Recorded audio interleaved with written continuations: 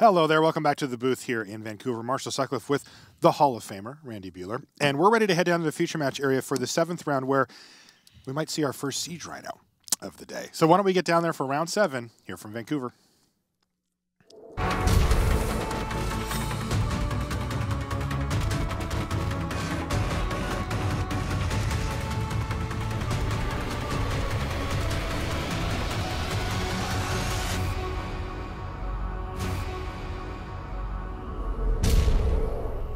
Hello and welcome to coverage of Pro Tour Magic Origins. I'm Marshall Sutcliffe in the booth with Randy Buehler, and we're just about underway in round 7 where we have Bryan Gottlieb.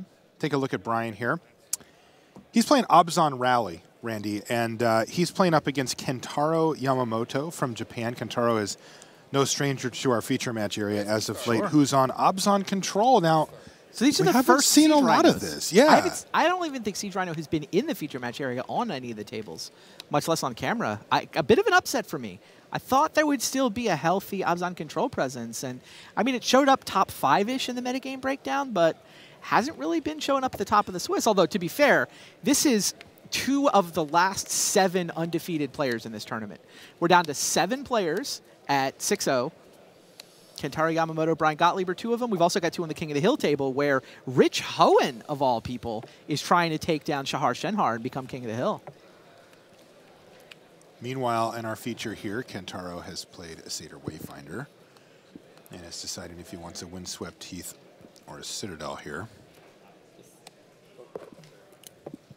Yeah, I believe that Bryan Gottlieb tested with Zvi Malshewitz for this Pro Tour. There was kind of a New York City crowd. Godinez, Zvi, they're playing this Abzan Rally deck, very much inspired by the Abzan Rally deck that won the Star City Open last weekend. I think maybe a little disappointed that it won the whole tournament and everybody is ready for it, but deck's still very good. And yeah, Bryan is 6-0 with it. Zvi's also in contention. I believe Zvi's either 5-1 or 4-2. We did have Zvi in the feature match area a little bit earlier today. Take a look at Bryan. Bryan has been, well, he's been tearing it up at the GP level. Sure. You know, he's kind of done the whole, you know, get his career going, got married, that type of stuff. And now I think he's kind of found a spot where he can get out to GPs. And he's got 70%. Yeah, That's 70+% win percentage this season. Now, or in GPs. Now, he's played 12. Okay. Which, you know, depending on your perspective, is either a heck of a lot or not that many. So the sample size isn't massive, but still, that is a good run. So this is PT number 3? Yeah, this is his 3rd PT. But 60.9 is not bad. I mean, obviously, much smaller sample size. But Sure. All right, there's a Siege Rhino. All right. All right. I'm not going to say I missed seeing them. I don't have anything against Siege Rhinos, but I have seen quite a few of them on camera any in my card day. that becomes omnipresent, Yeah. you get a little tired of. Yeah. I remember Blood Elf. This standard does not seem to be about Siege Rhino. Certainly not this weekend here at the Pro Tour. I mean, who knows what the metagame does after everyone else gets their hands on these decks. But it's about red and artifacts. And sure, you can still play Abzan, but you didn't get any new toys from the latest set. I mean, Languish is... maybe your sweeper got upgraded a little bit, but you didn't get as many new toys as the other decks, that's for sure. Yeah, it's kind of funny. I'll admit when I looked at Magic Origins, I didn't think that it was going to have as big of an impact on Standard as it has so far. You know, looking back to Dragons of Tarkir, that really turned Standard on its head, and I thought Origins would have less of an impact, but it seems like it just pushed out, or at least in the early goings here, it has made a significant push towards some of away from some of the decks that we've grown used to over the last year or so. I say that, and then we'll have, you know, 4 Abzan decks in the top 8. But we'll see. Here's the Thoughtseize now from Kentaro. There's a Minister of Pain. I saw that. Kentaro looks very calm, and I'm sure he is aware of this deck. Like you said, it's kind of been a known quantity for a few days or about a week now. Still, it's a weird deck. It doesn't look like anything that we've seen in Standard for this season. Nantuko Husk is the key. Nantuko Husk turning out to be an extremely impactful Magic Origins card. I mean, it's just a reprint, but it's a reprint that's in Magic Origins, now legal in Standard, and single-handedly turns this Rally the Ancestors deck into a really nice little value package.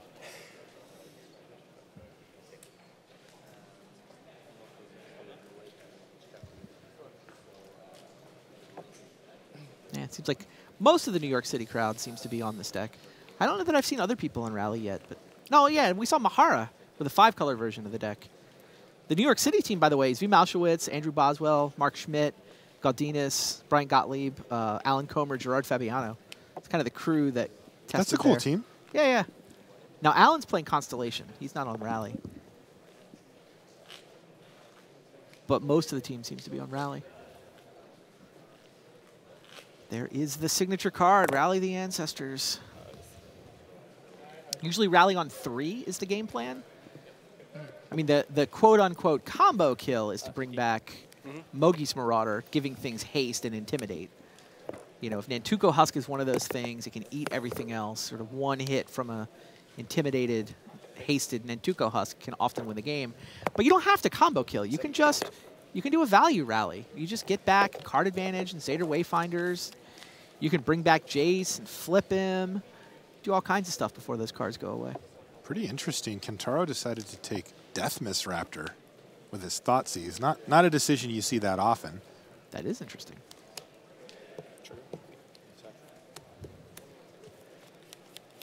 And it looks like he's just going to use Minister of Pain to get rid of his and his opponent's Satyr Wayfinders. There's Deathmiss Raptor on top of the library for Kentaro.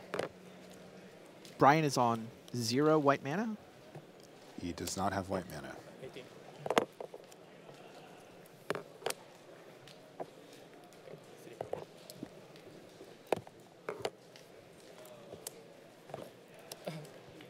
And there's that Sage Rhino. So Kentaro employing his game plan pretty cleanly here. You know the other card we hadn't seen in the feature match area today? It's Courser of Kruphix. Yeah. Even the green Devotion decks have gone away from Courser.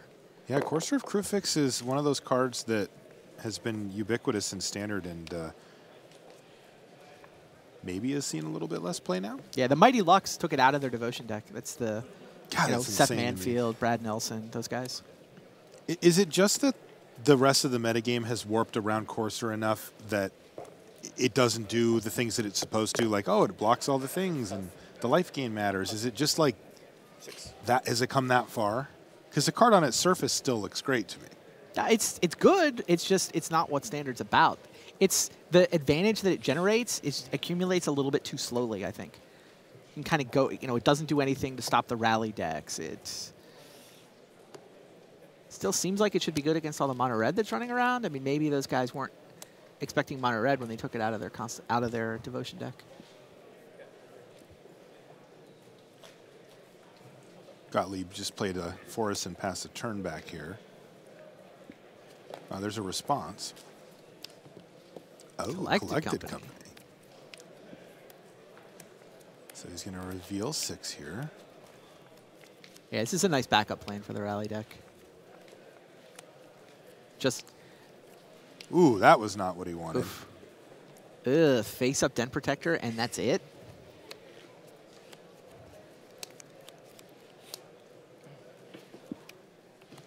Wow, so Collected Company whiffs. Pretty good. I mean, not the full whiff, but the face-up Den Protector is pretty unexciting. Rich Hohen has taken a 1-0 lead against Shahar Shenhar, by the way. I know you're not super familiar with some of the old-school professionals wandering around, but you go back, 10, 15 years, Rich Hohen was probably the best drafter in the world. Yeah, I've heard his name. in the limited circles. Side of yeah, things. He pulls a lot of weight, it turns out. Yeah, still does. Still can play, apparently. 6-0, trying to become King of the Hill. He's Canadian. He is Canadian. Yeah.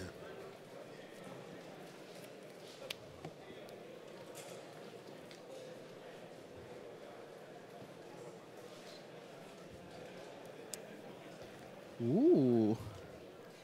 Kyle Bogamus is going up with Starfield of Nyx and Eidolon of Blossoms. Oh, really? Yeah, he's on Green-White Constellation. Playing against Mike Sigrist, who is with Blue Red and Soul Artifact. Those guys are 5-1 coming into this round.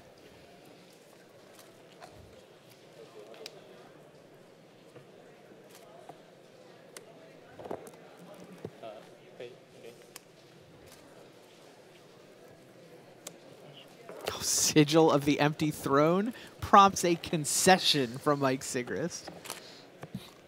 Cool stuff. Not in limited. You don't like the Sigil? You like the other Sigil, I'm guessing, not the Empty Throne variety. Correct. Yeah, Kyle Bogham is green-white Constellation. That's cool. Yeah, now Alan Comer is on an Abzan Constellation deck. I think the green-white version that goes all the way to Sigil, I don't think they have Doomwake Giants. Ah, okay. I think that's why it's green-white rather than Abzan. We've got a Michael J. Flores down in the feature match area too. He's playing against PT champ Yvonne Flock, who is now up a game over Mike. Yeah, Flores is 5-1. He's 5-1. Great start to the tournament. You know the last Pro Tour he played? I don't. Charleston. I still don't. That is the one and only team-constructed Pro Tour. It happened in 2006. Wow. Yeah. So we're pushing 10 years for Mike on the PT here. Pushing it.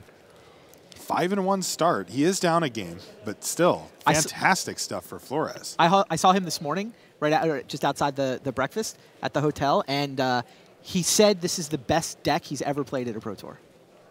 Jeez. He's been testing with Team Ultra Pro. He's got the red aggro deck. Same when we saw Sam Black playing. You know, most of Team Ultra Pro is just burning things, and Mike is 5-1 so far. I had a more typical Floresian experience. I bumped into him walking down to the venue, and we argued about limited cards the whole time. There you go. Yeah, Mike was trying to convince me that historically, people with cheaper cards in their decks tend to win Pro Tours. You want to have cheaper spells in your deck. Mono Red's very good at that. It's an interesting theory. And I believe that Gottlieb's picking up his permanence here. Yeah, that is going to do it. Kentaro really kind of had the front foot that whole entire time and picks up game 1 against Bryan Gottlieb. We'll be back right after these messages. Ultra Pro is the place to go for all your Magic accessories. With card sleeves, deck boxes, playmats, and portfolios showing off the best Magic art, Ultra Pro is the standard in safe storage. Visit ultrapro.com for more information.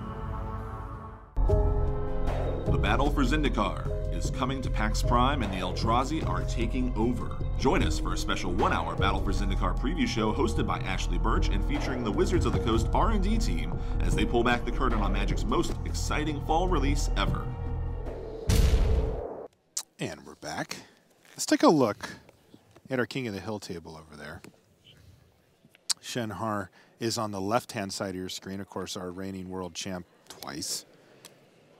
And our reigning King of the Hill. And Rich Hohen. I've heard people call him Richie Hohen. I suppose that's what he used to go by. But Rich, again, out of Canada, known as one of the better limited players historically.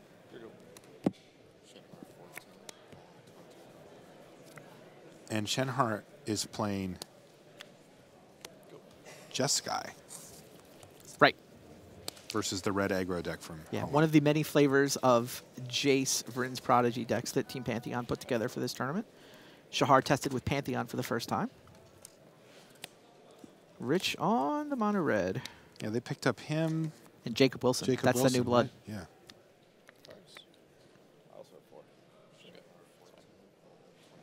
Yeah, Hohen on 225 lifetime pro points. 7 GP top 8s, including 3 wins. He's got a Pro Tour top 8 from Yokohama 2003. Won a regional PTQ. Or, I mean, top 4 to regional PTQ. Wow. Shahar's down to 12 already. Hasn't done a whole lot of work here. I do see he's got a pair of Seekers of the Way, though, that have hit the bin. Make it 3. Now, this has to be one of the better draws for Shahar, just playing. The lifelinker? Yeah, infinite Seekers. He's got a negate up now, too, so. I have to announce it myself or I'm cheating. Is that right? 18? Yes, that is correct. 18. Resolve? Yes. I think Rich Hohen was figuring out exactly how Eidolon works. Negate. means that he's going to get to keep his Seeker, which should blank the attack this turn, though he will still take an additional 2 from the Eidolon of the Great Revel there. Yeah, don't think Rich wants to let that lifelinker block. Nope. You have 1 card? Yeah.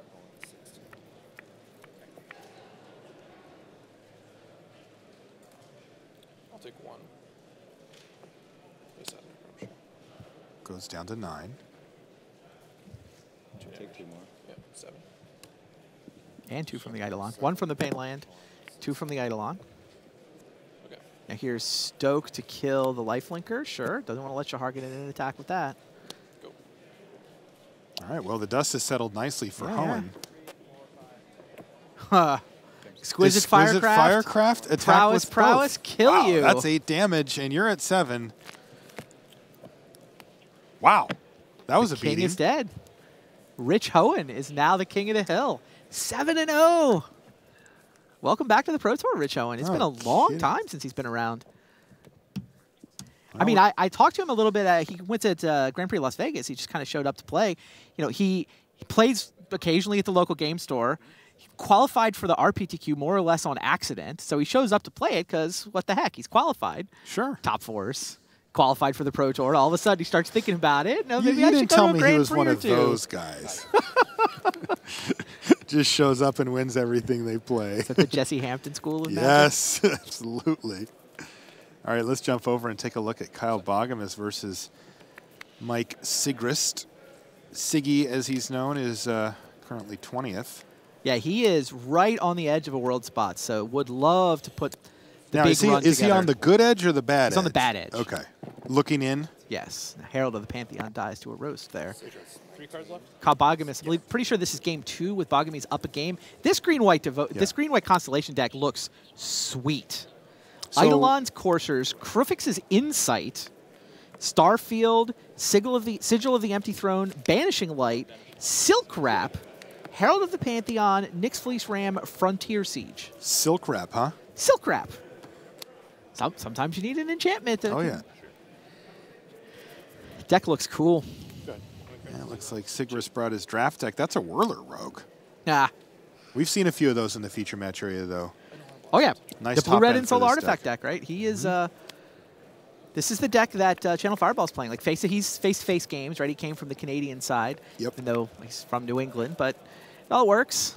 Channel Fireball and face-to-face are more or less teamed up for the Pro Tour testing, and this is their deck. And the team seems pretty unified. I haven't heard of anybody who's off this deck from them, but... No, I think they're all on it. Some of them more begrudgingly than others, perhaps. Paolo was like, I guess I'm playing the team deck. Yes, that's very accurate. Goes Fireblade, not bad. Siggy just can attack with everything here, right? Yeah. Sure. Doesn't mind trading off for the Would you like to block with your Eidolon of Eidolon Blossoms? of Blossoms. Didn't think so. So 6 damage. Wow. Look at this. Jeez. Yeah, this deck seems legit. It seems sweet, too. Also true. He can pile huge amounts of damage on with this. What is Bogemus supposed to do? You just don't get the time. Not this game. Sounded like he did some sweet stuff in game 1. Oh, update from the back table. Mike Flores forces game 3. Ivan Flock's another guy right on the edge of Worlds. He is also 1 point on the bad side of the Worlds race right now.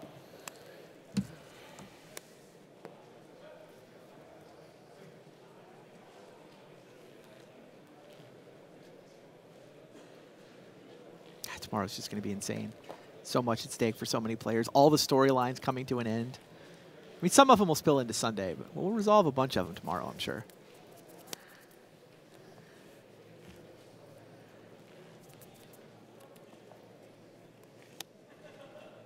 Yeah, what does Kyle Bogemus do to get out of this? Why don't we just stay here for a moment and see how this develops? It looks like we've kind of hit a critical turn or two for this main match. If you want to keep an eye on the upper right part of your screen, you can see that the Gottlieb versus Yamamoto match is back underway, but I got to see how this one ends because Sigrist is pretty much put his cards on the table here. Look, But Bogumi's hasn't deal with scooped. this. He has not. He's thinking. Who knows what he has post-board, too, right? All right. 4 mana. Frontier Siege? Frontier Siege. All right. Chooses cons. That's the mana side, right? Uh-huh. I assume that's the usual choice with this deck. So second main phase, he's going to get GG 2 green. added to his mana pool. Play Silk Wrap, draw card. Silk Wrap, draw a card. So he's now drawn 2 cards this turn, and he's used 6 of his 7 mana that he produced. The Silk Wrap is just going to take out a Thopter, the one that was carrying the Ghostfire Blade, but he knows that it won't be coming back that way. Plus the thought of Silk Wrapping a Whirler Rogue is just terrifying if it were to leave at some point.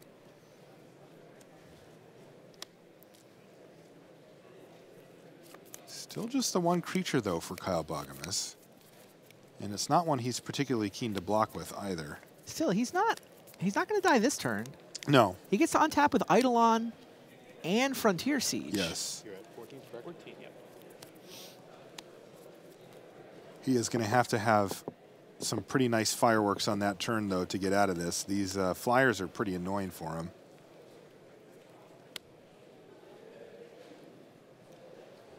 I mean, he stands to take 9 damage here, assuming that the Ghostfire Blade gets equipped to something.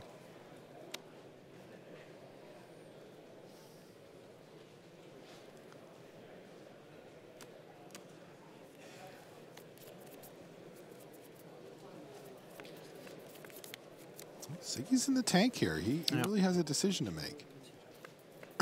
Well, he wants to deal as much damage as fast as he can. Yeah. Last turn, you just played the Temple of Plenty. Yeah. After, had you played a forest before that turn? Did Kyle play 2 lands last turn? That's the question. Frontier Siege.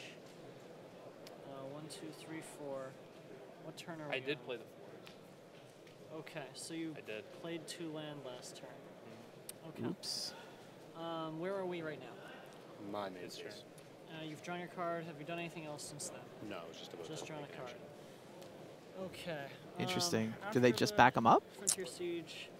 You've We will got find out the shortly. The Silk land Wrap- was the last thing I did. Right, the Silk Wrap Yeah. exiled, played the land. Yeah. And Fortunately, it scryed. was also a Temple of Plenty, which has a scry attached Yep. to it, too. I don't remember what I did with it. I mean, I'm sure that's a warning for Kyle Bogumis. Well, I don't know if he knows if he put it on top or I bottom. think it was top. Yeah, they don't know. If you're wrong. He's going to check. The judge Wow. asked, did you top or bottom the scry? And he said, I don't remember. Ah! Let's see. I mean, Kyle's just being honest, right? Yeah. I definitely did. Yeah, it was turn 4 Eidolon. Then he untapped after the Eidolon turn. That was last turn, so he played lands 5 and 6.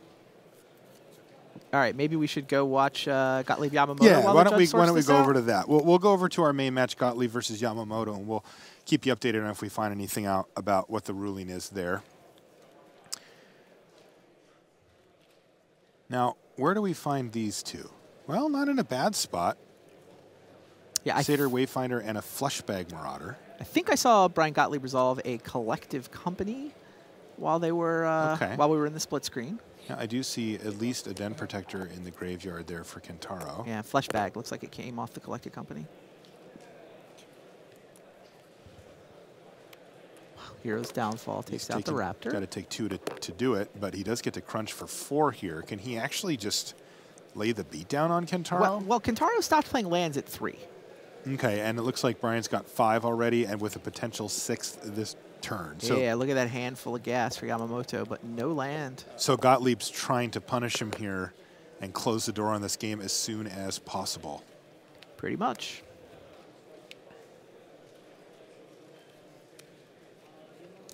Will it work? It kind of depends on what kind of pressure Gottlieb can add. Beatdown is not really one of the modes you're supposed to pilot your rally deck in. Yeah, that's I what mean, I was Deathwish thinking, Raptor too. does some damage. There's a He's land trying. off the top, though. Comes into play tapped, though. Temple of Malady is going to enter the battlefield tapped.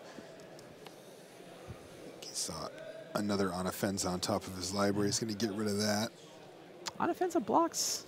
He's got one in his hand. Right. He's going to have to take a damage to cast it. If that's what his plan is.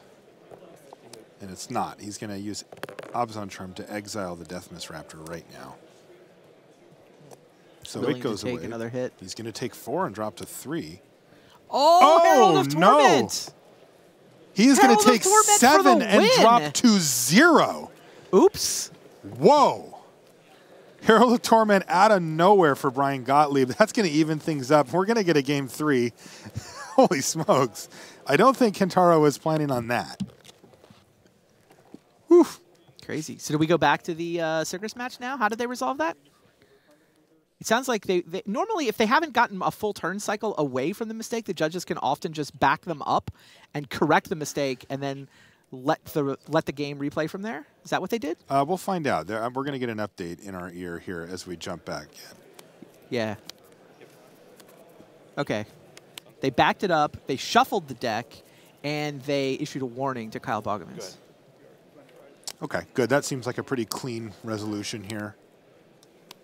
And a nice catch by the judge staff as well. So, back underway, though, and that warning is not the biggest problem that Kyle Bogamans has going right now. I mean, he does still get this turn where, wait, where did the Eidolon go? What happened to the Eidolon of Blossoms? It's in the graveyard. I see that. It traded for roasted? a Whirler Rogue. No, Whirler Rogue. Oh. Interesting. Surprised he traded. I am as well. Although I suppose cards probably aren't his problem, right? He's got 6 or 7 in hand. It's just a matter of deploying them. So Yeah. if he needs a little more time, then it's more about land drops than drawing cards. Yeah, Sigris just turned everything sideways. And Eidolon blocked Whirler Rogue. So Kyle must not be at 14 now. He was at 14 when we left. That's what I was thinking, Randy. Sigris I think he's at 9. 7. He's at He's at 7. 7. All right. Right, because the Ghostfire Blade was equipped to one of the Thopters as well. It is now equipped to an Ornithopter that Sigris drew and played last turn. So we have reconstructed everything since we were gone. And Kyle Bogamans finds himself in a tough position. The Banishing Light. Results. Okay. I'm going to target Ghostfire Blade. All right, so Ghostfire Blade is going to get Banishing Light. Id. So now there's what, 5 power? There's 5 now. I guess I'll go to. You were asking about the mono red tech here. Oh. How about a Nyx Fleece Ram? I was asking about sideboard tech. Yeah. That Nyx Fleece Ram is main. Oh, that's main deck. 4 main deck Nyx Fleece Ram. Okay. Good call for this field. Now, does it help him here? Not terribly. I mean, it blocks a Whirler Rogue. It did. Now it doesn't. Now he can just tap his 2 not attacking artifacts and give it unblockable. Sure. You have how many cards? 3? That's a Springleaf Drum that he just played. Yeah, Springleaf Drum and Ornithopter aren't doing anything else. So. No. Go to attacks. Back table match resolved, by the way. Mike Flores loses to Ivan Flock. Flock continues his push toward a world spot. Mike Flores picks up his 2nd loss of the weekend. 2nd loss of the decade. Bogamans is down to 3 life here and has basically 1 turn to do something. Sigil of the Empty Throne. All right, well, there's Sigil of the Empty Throne. Wow. He can make a bunch of angels now, but Whirler Rogue really messes with his plans. It sure does. Is he going to be an angel short? It kind of depends. Like a couple of Silk Wraps taking out Thopters would help a lot. I think the Whirler Rogue is the real problem. Oh, yeah, that's true. The unblockability is... So if he would still I mean, there's no 3 power. There's no 3 power creature, but yeah, Okay. Kyle can't stitch it together from there. Between the Thopters and the Whirler Rogue, the Whirler Rogue can become unblockable without taking any of the flyers out of the offense. Kyle came close, just could not quite stitch it together. So they're going to be on their way to Game 3. Yeah, they're on their way to Game 3. Sigrist won the first game, but let's get Game 3 of Kentaro Yamamoto versus Bryan Gottlieb here on our main match. Yeah, 2 of the last 7 undefeated players in this tournament will have either 3 or 4 remaining, depending on how the pair-down match turns out. Satyr Wayfinder is the first play of the game for either player. Sandstep Citadel is going to go into hand for Bryan Gottlieb. Now, what does Yamamoto have? This is a big turn for him. He's got 2 or 3 mana available. Looks like it's going to be 3. Is it going to be on Offenza? Does seem to be the case. He's got a pretty aggressive draw here. He can go on Offenza. Maybe get a Wingmate Rock with Raid going a little while. He's got an ultimate price to clear the way, and even a Herald of Torment to give Bryan Gottlieb a taste of his own medicine there. He's going to lead with the Herald. Okay. Wants the flyer rather than the Anaffenza. Yeah, it's not as big. It's a little easier to kill, but it does get in for more damage. Is he baiting removal? I mean, the big thing for me about Anaffenza in this matchup is it cuts off all the rally graveyard shenanigans. Sure. Creatures going to the graveyard just randomly get exiled if your opponent has Anaffenza.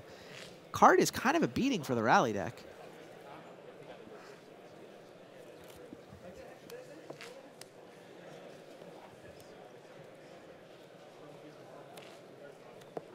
Oh, That's Liliana. Liliana. The old heretical healer there.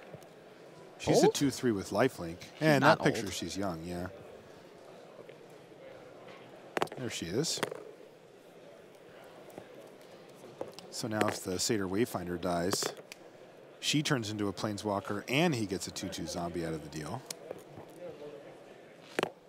Feels like the flyer should be able to attack the Planeswalker somehow. It just doesn't actually work on this board. Not a Planeswalker yet. Not yet. Is Kentaro going to use that ultimate price in his hand? No, he's going to play on offense at the foremost. Yep. Build out the board and then take care of business later.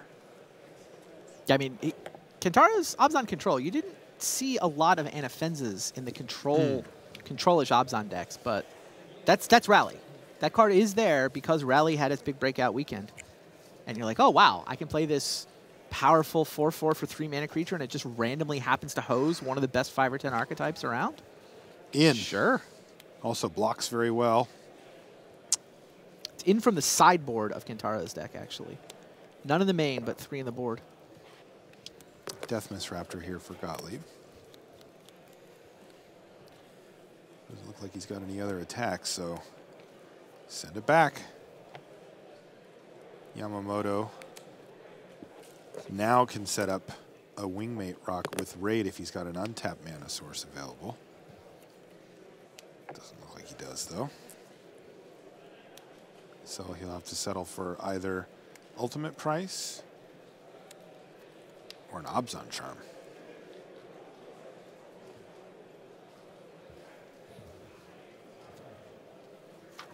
Gottlieb just presented him with a nice target for the Abzan Charm. Since it exiles, it won't trigger Liliana either.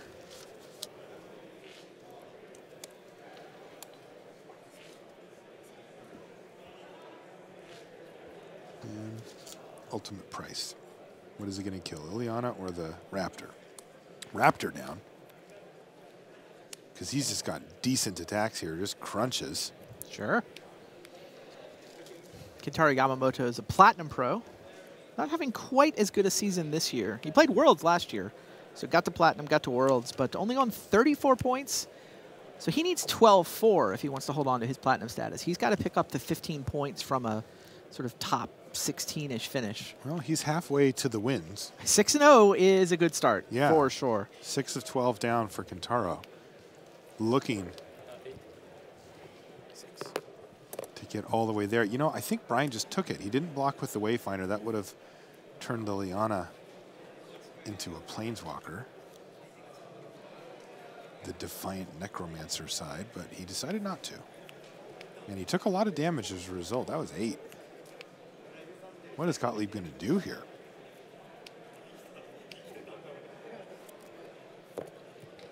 He's going to collect it company.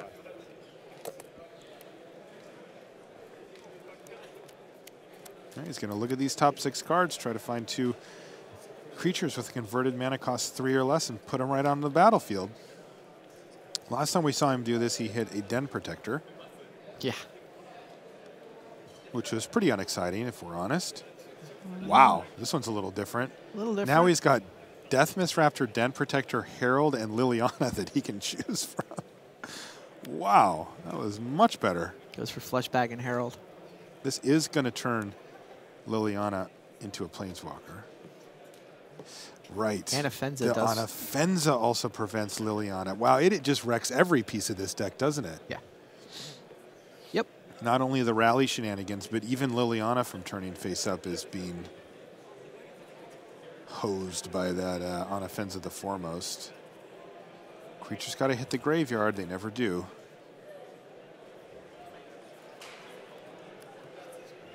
Now make sure they exile it. I think that Bryan knows that it doesn't trigger. It's just he didn't actually put it in the exile pile there.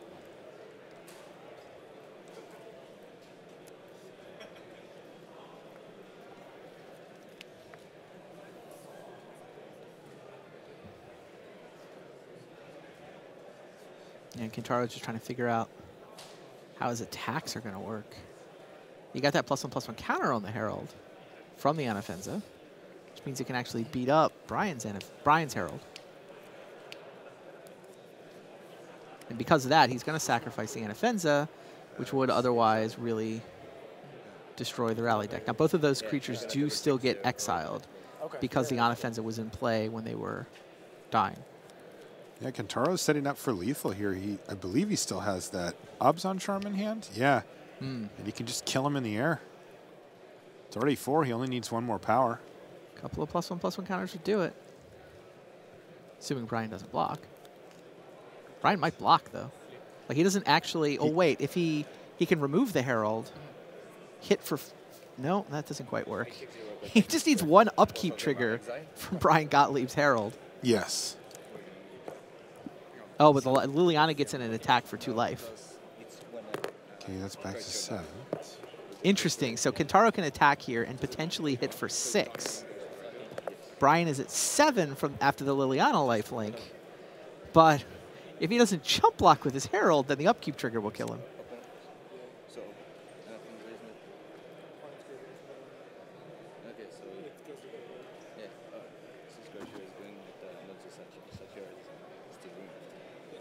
It's on your opponent, so your Anafenza is here. Yeah. Oh, funny. The 2 creatures go to the graveyard at the same time, so the Anafenza doesn't exile itself. Well, it only affects your opponent. But Yeah. All right, so... Herald, are you blocking? If Bryan this is a Gottlieb- major question in this match. Yes. He's going to chump block, and save the damage, and also not take the upkeep trigger damage. Wingmate Rock. Wingmate Rock is the follow-up, though. That is massive. It is going to be tough for Bryan Gottlieb to fight through 2, 3, 4 flyers at this point. Let's turn that. There we go.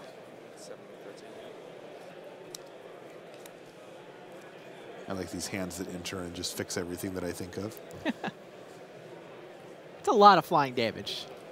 I don't know how Bryan Gottlieb gets out of this. No. No, the Herald of Torment plus either is lethal. Wingmate Rock token, Herald of Torment with a +1/+1 counter. That is a lot of flying damage for Bryan Gottlieb to deal with. And this is not the expression of a man who has all the answers in hand either. Fair. Now, there could be a way for him to get out of this, but it is going to chain him together. Oh, geez. Liliana was supposed to flip when that Herald died. No Anafenza now to turn her off. Right, Anafenza's now in the graveyard. Now, that's not optional. Right, Liliana must flip. Must flip. So, do they do it now? I think so. Or is it just a missed trigger? Okay, and they don't put it on later. I see. Okay. I'm assuming that Bryan... That's a tough spot. Yeah. Which one would he rather have? Yeah, I don't know. I mean, don't know Kentaro either. also missed the trigger, obviously. Right. It is the responsibility of both players to maintain the game state. But They'd probably both pick up. probably would get a failure to maintain warning. But as far as this match goes, does it change anything here, Randy?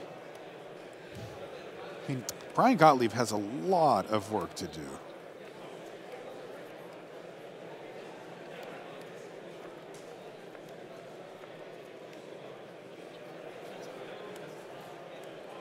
Yeah, Urborg. Now, Elvish Mystic. Well, that was not the exciting conclusion I was hoping for when I saw Bryan go in the tank forever here. Yeah, I don't think Liliana gets anything super relevant here if she had flipped. Right? She could go down to 0 to bring back Herald to chump block for a turn. I actually think the lifelink half of her might even be better here. Does mean you don't die in the air next turn. Yeah, I mean, maybe the chump block is forced. Assuming that you chump. Minister of Pain. Okay. Now, Okay. he sacrifices. Turn zombie as well. What's going? Oh, okay. He's getting his zombie. He flips from Liliana. So after it flips, He gets and I the get a zombie. I'm going to -3 and return Herald. So he goes -3 on Liliana to return the Herald. Okay. So this is the line we were talking about. The only way he gets a creature that can stop him from just dying in the air is to bring back the Herald, sacrificing Liliana for what looks like a 1-turn speed bump. But hey, you do what you got to do, right? Yes.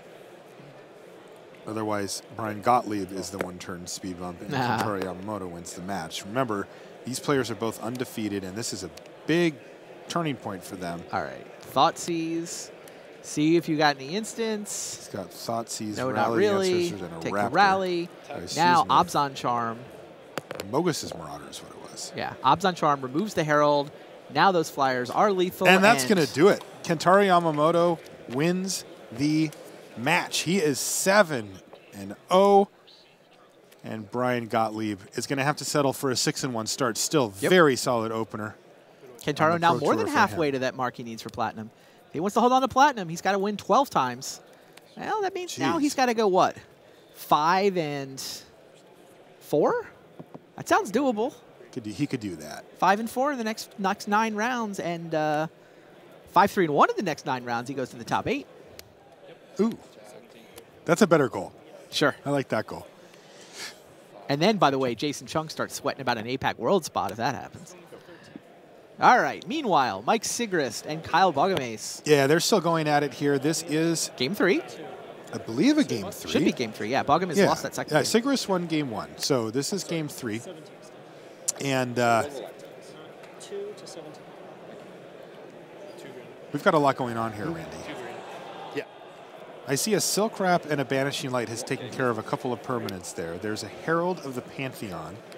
Wait, is this still Game 2? This isn't the game we left, right?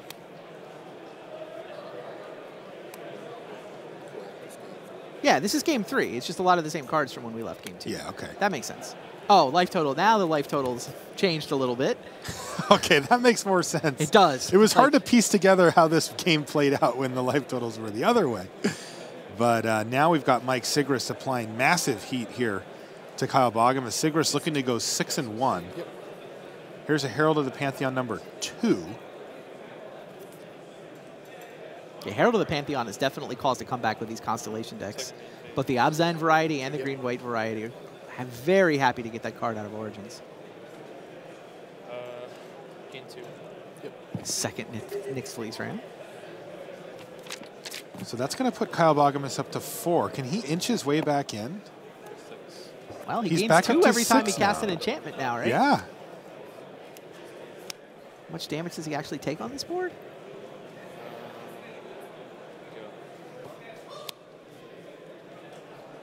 Huh. Drop. Whirler Rogue can make things unblockable again. Yeah, it looks like he has... Six, yeah. Make that unblock. Oh, we still got those 3 Thopters? Oh, wow. This is a big turn. There's If a Ghostfire Sigrist Blade, right? really wants to finish him off here, because he's got 2 Nyx Fleece Rams and 2 Herald of the Pantheons going. Oh, yeah. And a Courser Griffix. 2 Coursers. Yeah, he's gaining life all over the place here. So Whirler Rogue, you can tap the Ghostfire Blade as Yes. half the cost of Whirler Rogue. Yes. Looks like he's tapping a Revoker and a Phyrexian Ghostfire Blade to Revoker. make the Revoker unblockable. So that is 6. And that is exactly lethal. 6. Wow. Barely pulled it out. Jeez. You got to figure if he passed a turn back to Bogamace, that Bogamace had a good chance to start getting himself out of that. Totally agree. Nyx Fleece Ram, trigger. So he goes Courser, up. Yeah, he would Herald. gain 2. He plays the Courser. That gains him 2 more life. If he sees a land, it's 2 more life. Yeah. Got him by exactsies. Wow, that was Mike about Sigris. as close as they get there from Mike Sigris against Kyle Bogamus. Welcome back to the booth, Marshall Sutcliffe with Randy Buehler. We are happy to bring you some really exciting games that round. Why don't we head over to the news desk for some updates, though, from Rich Hagan. Thanks very much to Marshall and Randy there. We have just 1 round to come. Now, I promised you that races were going to happen all weekend long. Platinum, gold, silver, player of the year, rookie of the year, World Magic Cup, World Championships. So many things on the line, quite apart from a top 8 and a slice of Magic Immortality with $40,000 attached for the winner of Pro Tour Magic Origins. One of the stories we highlighted in our preview show last night was Christian Calcano. Chris Calcano, one of the great grinders in Magic, super successful, trying to make Platinum. Needs 9 wins, 6 losses, and a draw this weekend to do it. 7 rounds down, 5 wins, 2 losses, ahead of the curve, as he almost always is. The quest for Platinum continues, and right now, he's going to tell us all about the deck that he has put fate in his hands. It's Sultai Control with Christian Calcano.